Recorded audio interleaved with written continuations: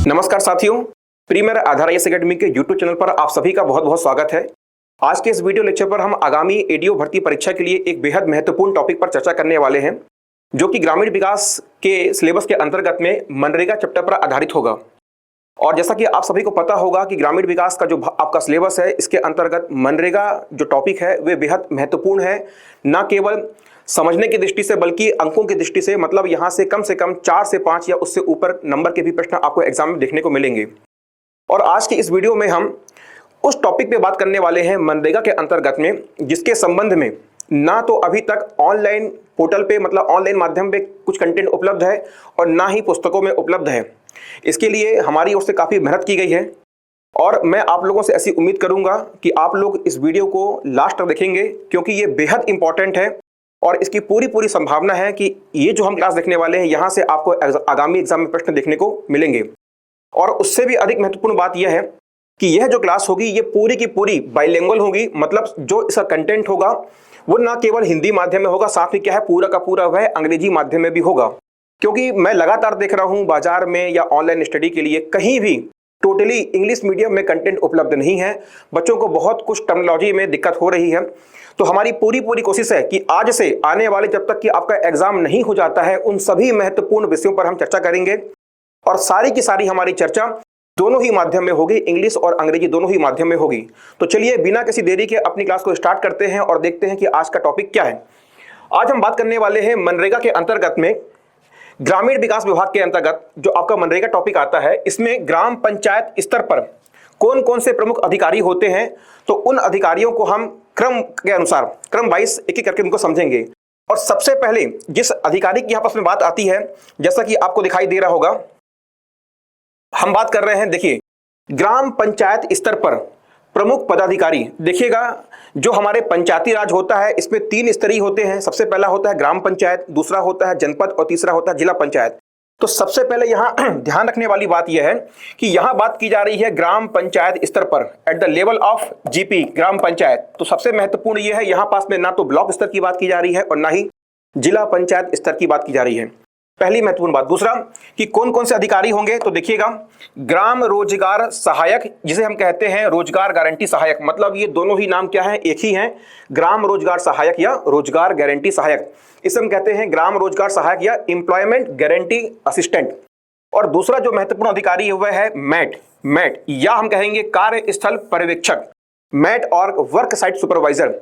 तो आइए एक एक करके समझते हैं कि आपका ग्राम रोजगार सहायक कौन होता है, ग्राम रोजगार सहायक की नियुक्ति किसके द्वारा की जाती है, इसकी नियुक्ति के लिए जो सेवा शर्तें होती हैं ये कौन तय करता है, नियुक्ति की प्रकृति कैसी होती है, नियुक्ति की प्रकृति क्या होती है, अंशकालीन होती है मतलब कि संविदा भर्ती होती है, पूर्णकाल के लिए होती है, कार्यस्थल क्या होता है और इसके कार्य क्या क्या होते हैं उसको हम समझते हैं। तो पहले अधिकारी के हम बारे में बात करने वाले हैं वह है ग्राम रोजगार सहायक।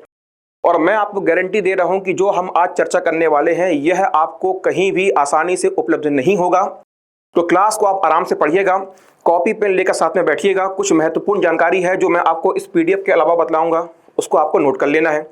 और इसके अलावा जितना कुछ भी यहाँ दिखा हुआ है इसको आपको नोट करने की जरूरत नहीं है। ये पीडीएफ आपको कंप्लीटली फ्री, डिस्क्रिप्शन में नीचे आपको एक वेबसाइट की लिंक मिल जाएगी, वहाँ जाना है, सिंपली आपको क्लिक करना है और वहाँ से ये पीडीएफ आपको फ्री में मिल जाएगा। ठीक है, तो अनावश्यक परेशान नहीं होना है। हाँ, कुछ महत्वपूर्ण बातें हैं जो मैं आपको वीडियो के बीच में नोट करवाऊंगा, उसको आपको नोट करना है। तो चलिए स्टार्ट करते हैं। सबसे पहले हम बात करने वाले हैं ग्राम रोजगार सहायक या रोजगार गारंटी सहायक के बारे में बात करने वाले हैं। तो देखते हैं ये ग्राम रोजगार सहायक होता कौन है। देखिए हम बात कर रहे हैं ग्राम रोजगार सहायक। तो सबसे पहले बात कर लेते हैं कि जो ग्राम रोजगार सहायक होता है इसकी नियुक्ति किसके द्वारा की जाती है, कौन ग्राम रोजगार सहायक की नियुक्ति करेगा। तो देखिएगा जो हमारे पास में मनरेगा अधिनियम, हमारे पास जो मनरेगा अधिनियम 2005 है, तो मनरेगा अधिनियम 2005 की धारा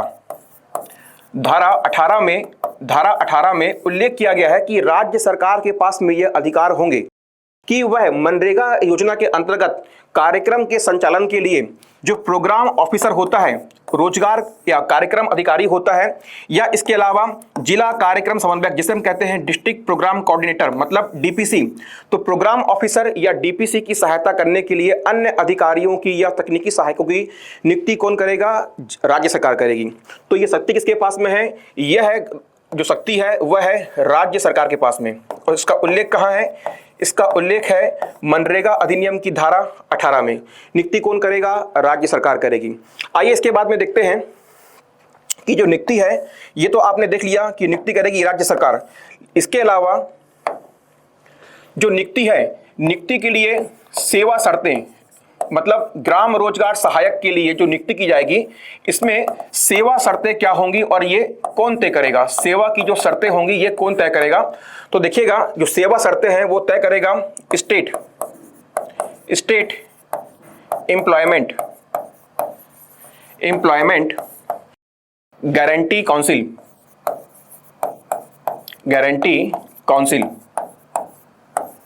मतलब राज्य रोजगार गारंटी परिषद। जो राज्य रोजगार गारंटी परिषद है वह ग्राम रोजगार अधिकारी के लिए जो नियुक्ति की जाएगी उसके लिए सेवा शर्तें, उन सेवा शर्तों के अंतर्गत में कि जो ग्राम रोजगार सहायक होगा इसका वेतन क्या होगा, वेतन के अलावा इसका कार्य क्या क्या होंगे, किसके? ग्राम रोजगार सहायक के कार्य क्या क्या होंगे, इसका वेतन क्या होगा, यह कौन तय करेगा? यह तय करेगा बोलिए क्या? आपका राज्य रोजगार गारंटी परिषद। और राज्य रोजगार गारंटी परिषद ये तय करने के बाद में और इसके अलावा इसके लिए अर्हताएं क्या क्या होंगी, मतलब कौन है वो व्यक्ति जो क्या बन सकेगा? ग्राम रोजगार सहायक बन सकेगा। ये अनुशंसा राज्य रोजगार गारंटी परिषद के द्वारा राज्य सरकार को की जाएगी और राज्य सरकार क्या करेगी? अंतिम रूप से सहायक क्या आपका ग्राम रोजगार सहायक की नियुक्ति करेगी। ठीक है, चलिए ये तो हो गया क्या कि नियुक्ति कौन करेगा और किसकी अनुशंसा पे की जाएगी। तो जो ग्राम रोजगार सहायक होगा, हमने ये देख लिया कि ग्राम रोजगार सहायक इसकी नियुक्ति करेगी राज्य सरकार। ठीक है, हमने ये देख लिया किसकी नियुक्ति कौन करेगा? राज्य सरकार करेगी। किसकी अनुशंसा पे की जाएगी? तो हमने देखा कि क्या है बोलिए आपका स्टेट एम्प्लॉयमेंट गारंटी काउंसिल मतलब SEGC। क्या है? SEGC state employment guarantee council की अनुशंसा पर ग्राम रोजगार सहायक की नियुक्ति की जाएगी, राज्य सरकार नियुक्ति करेगी। अब महत्वपूर्ण आता है कि नियुक्ति कहाँ की जाएगी? जो ग्राम रोजगार सहायक होगा इसकी नियुक्ति कहाँ की जाएगी? तो देखिएगा, इसकी नियुक्ति की जाएगी प्रत्येक ग्राम पंचायत में। ग्राम रोजगार सहायक की नियुक्ति प्रत्येक ग्राम पंचायत में की जाएगी, जहां बेहद महत्वपूर्ण है, जहां मनरेगा योजना के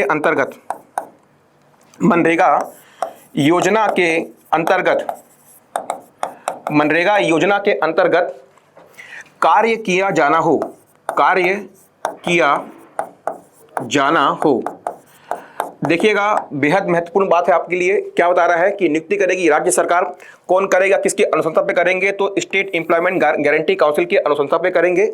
और नियुक्ति कहाँ की जाएगी? प्रत्येक ग्राम पंचायत में जहां मनरेगा योजना के अंतर्गत कार्य किया जाना हो। अर्थात ऐसी ग्राम पंचायत जहां मनरेगा योजना के अंतर्गत कार्य नहीं हो रहा है या नहीं किया जाना है, उस ग्राम पंचायत में ग्राम रोजगार सहायक की नियुक्ति नहीं की जाएगी। बात कर लेते हैं कि यह जो आपका ग्राम रोजगार सहायक होगा, इसकी जो नियुक्ति होगी, इसकी नियुक्ति की प्रकृति कैसी होगी, अर्थात इसकी जॉब का नेचर कैसा होगा? क्या ये परमानेंट काम करेगा या ये अंशकालीन अर्थात संविदा में काम करेगा? तो जो ग्राम रोजगार सहायक होता है इसकी नियुक्ति संविदा में की जाती है या अंशकालीन की जाती है। मतलब ग्राम रोजगार अंशकालीन, जो ग्राम रोजगार सहायक होता है उसकी नियुक्ति परमानेंट या स्थायी रूप से नहीं की जाती है, बल्कि क्या है? संविदा या अंशकालीन की जाती है।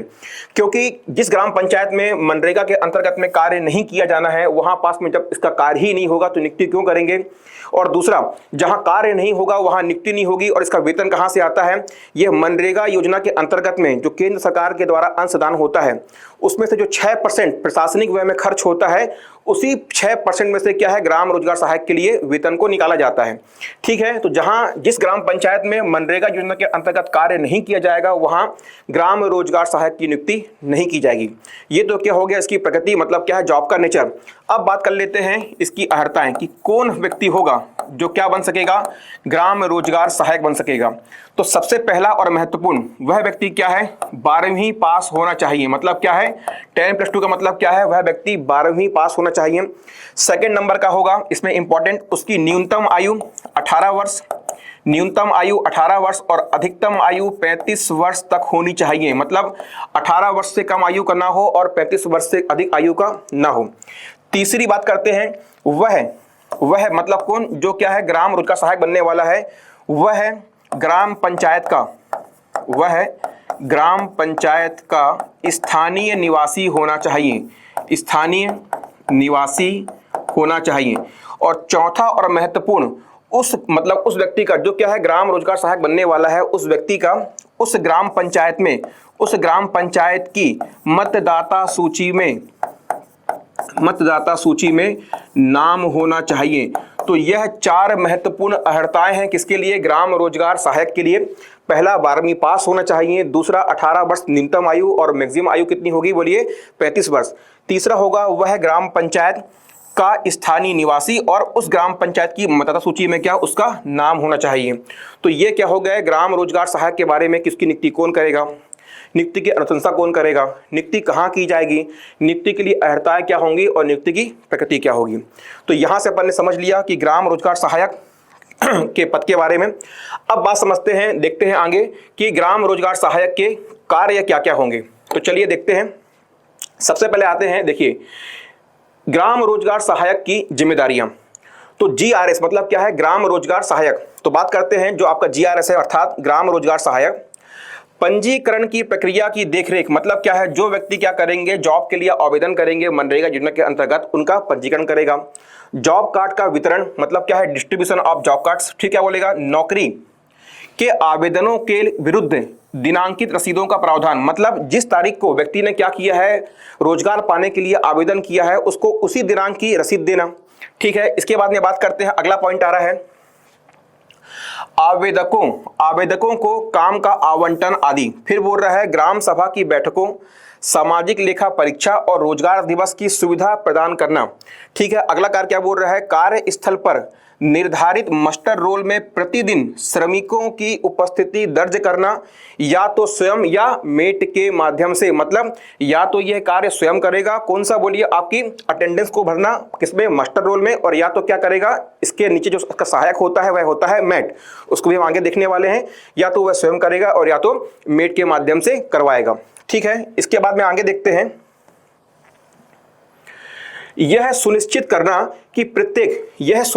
कि प्रत्येक समूह के श्रमिकों के लिए कार्य स्थल पर समूह का मार्क आउट। देखिए ये बेहद इंपॉर्टेंट है, समूह का मार्क आउट। ये मार्क आउट का मतलब क्या होता है, जो कार्यस्थल होता है, समझिएगा, जहां क्या किया जाना है, मनरेगा योजना के अंतर्गत में कार्य किया जाना है, तो क्या करेगा वहां पास में यह सुनिश्चित करना कि प्रत्येक समूह के श्रमिकों के लिए कार्य स्थल पर समूह का मार्क आउट दिया जाए। बेसिकली मार्क आउट का मतलब होता है क्या, चिन्हांकन। क्या होता है, चिन्हांकन। मतलब हम जिस स्थान पर कार्य करने वाले हैं उसकी सीमा को तय कर दिया जाए। सपोज मान के चलिएगा कि मनरेगा योजना के अंतर्गत में किसी ग्राम सड़क योजना पर काम कर रहे हैं, मतलब हम सड़क पर काम कर रहे हैं। अब सड़क बनाने के लिए सड़क कहां से कहां तक होगी, मतलब वो सड़क की लंबाई कितनी होगी, उस सड़क की चौड़ाई कितनी होगी, तो क्या करना, उसका चिन्हांकन करना। चिन्हांकन कैसे करेंगे, या तो क्या कर देंगे, बांस गाड़ देंगे या लकड़ी गाड़ देते हैं, या तो फिर क्या करते हैं, चूने से पेंट कर देते हैं या चूने से लाइनिंग कर देते हैं। मतलब कार्य स्थल का चिन्हांकन तय कर देना, जिससे कि क्या ना हो कि जहां हमको कार्य करना है उसके विपरीत कहीं काम ना हो जाए, मतलब तयशुदा जगह पर ही क्या हो, काम हो। इसको हम क्या बोलते हैं, mark outing of work place. ठीक है, तो ये क्या हो गया आपका मार्क आउटिंग। तो यह सुनिश्चित करना कि प्रत्येक समूह के श्रमिकों के लिए कार्य स्थल पर समूह मार्क आउट कर दिए गए हैं, ताकि श्रमिकों को पता हो कि प्रतिदिन मजदूरी दर अर्जित करने के लिए कितना आउटपुट दिया जाना आवश्यक है। मतलब वो जरूरत से अधिक कार्य ना करें। ठीक है, ये हो गया क्या आपका इसका काम। आगे देखते हैं, देखिएगा, यह सुनिश्चित करना कि समय पर कार्यस्थल पर उपस्थित हों और कार्यक्रम स्थल पर ही निर्धारित मस्टर रोल में कॉल या उपस्थिति को दर्ज करें। मतलब यह समझिएगा, आसान है। यह सुनिश्चित करना कि सभी मैट, मतलब क्या है, जो इसके नीचे के अधिकारी होता है जो संभालता है कार्य को, ठीक है, कार्यस्थल पर ही जो व्यक्ति उपस्थित हुए हैं, मतलब क्या है, वर्क प्लेस पर ही उनकी अटेंडेंस लगे। ऐसा नहीं है कि वहां पास में कार्य हो गया और घर में गए और बोले कि 40 लोग आए जबकि 20 लोग आए हों। तो जो उपस्थिति है वो कहाँ होगी, बोलिए, वो कार्यस्थल पर ही होगी। ठीक है। इसके बाद में क्या रहा है, कार्यस्थल की सुविधाएं सुनिश्चित करना जैसा कि परिचालन दिशा निर्देशों में परिभाषित किया गया हो, और श्रमिकों के जॉब कार्ड को नियमित रूप से अपडेट करते रहना। तो जॉब कार्ड को अपडेट कौन करेगा, यहां पर बोलिए ग्राम रोजगार सहायक करेगा। आगे देखते हैं इसके महत्वपूर्ण कार्य। इसके महत्वपूर्ण कार्य में अगला है, ग्राम पंचायत स्तर पर सभी मनरेगा संबंधित रजिस्टरों का रखरखाव करना। पंचायत सचिव या मनरेगा खातों के रखरखाव के लिए जिम्मेदार किसी अन्य अधिकारी की सहायता करना, और यह सुनिश्चित करना कि दस्तावेज सार्वजनिक जांच के लिए सुविधाजनक रूप से उपलब्ध कराए जाएं। ठीक है, तो ये क्या हो गया, बोलिए, आपका सहायक, ग्राम सहायक रोजगार अधिकारी के कार्य। इसके बाद देखते हैं, अगला आपसे कह रहा है मनरेगा के तहत मैट कौन होता है। देखिए, अभी हमने क्या देखा, अभी तक हमने देखा कि मनरेगा योजना के अंतर्गत में ग्राम रोजगार सहायक कौन होता है। अब हम बात कर रहे हैं मनरेगा के तहत मैट। ठीक है, तो देखिएगा, मैट को हम और क्या बोलते हैं, पहले आपको बताया था कार्यस्थल पर्यवेक्षक। मैट को हम बोलते हैं कार्यस्थल पर्यवेक्षक या मैट। अब ये मैट होता क्या, देखिएगा, मैट एक कार्यस्थल पर्यवेक्षक होता है। हर 100 श्रमिकों पर कम से कम एक मैट मौजूद होना चाहिए।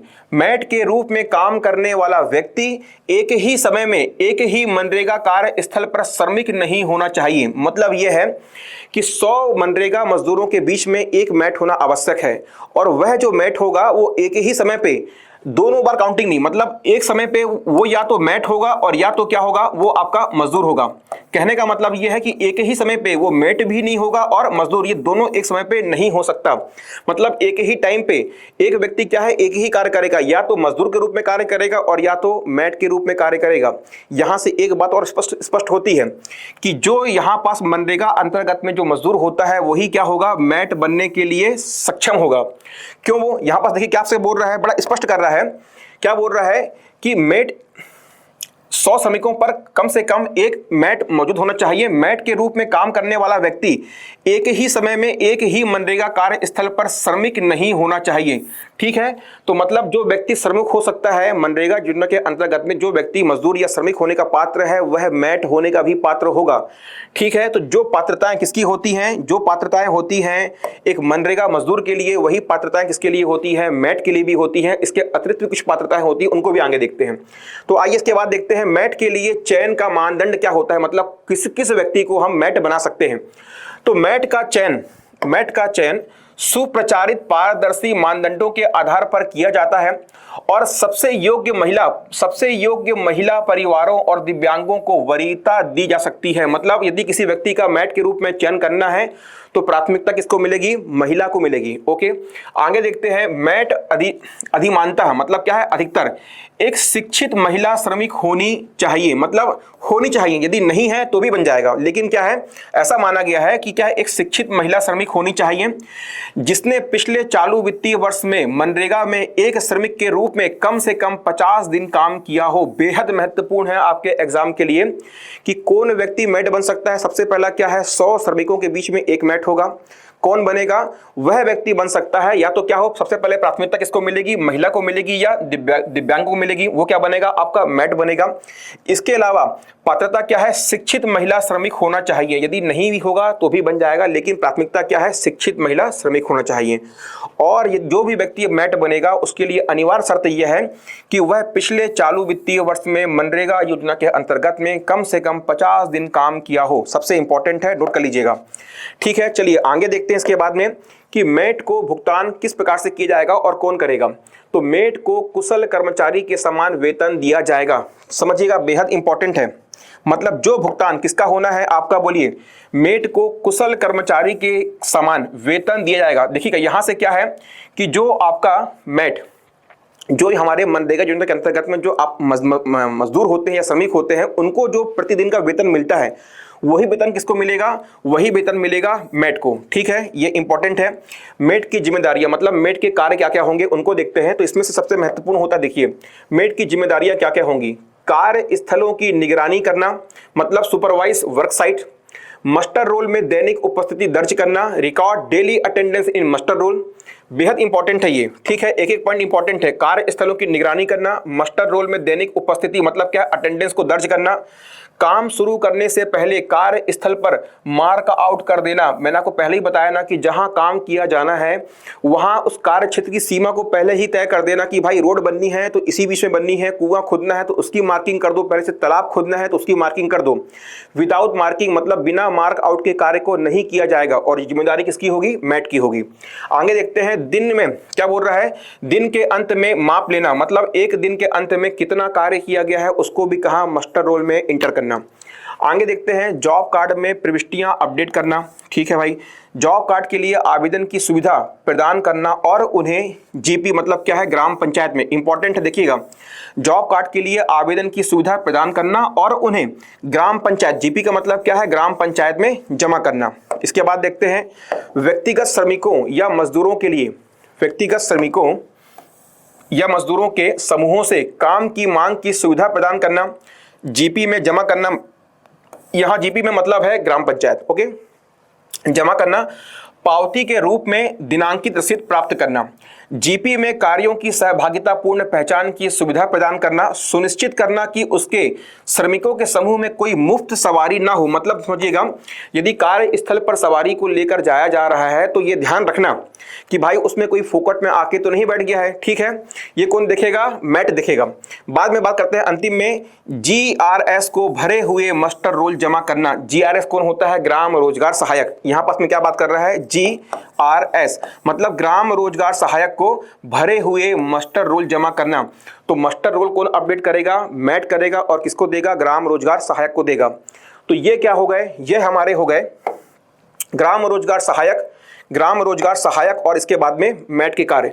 मैं उम्मीद करता हूं कि यह वीडियो आपको पसंद आया होगा। इसमें हमने आज जिस पॉइंट पे बात की है ये आपको समझ में आ गया होगा कि बहुत महत्वपूर्ण चर्चा है, बहुत ही महत्वपूर्ण तथ्य हैं, पॉइंट्स हैं और आगामी एग्जाम के लिए महत्वपूर्ण हो सकते हैं। ठीक है, यदि आपको वीडियो आज का अच्छा लगा हो तो कमेंट सेक्शन में जरूर बताएं। यदि किसी प्रकार की कमी लगी हो तो वो भी बताएं। वीडियो के अंत तक आप लोग बने रहे, इसके लिए बहुत बहुत धन्यवाद। मिलते हैं इसी प्रकार के अगले वीडियो में, तब तक के लिए लगातार हमारे चैनल को सब्सक्राइब करें, वीडियो को लाइक करें। मिलते हैं अगले वीडियो में, धन्यवाद।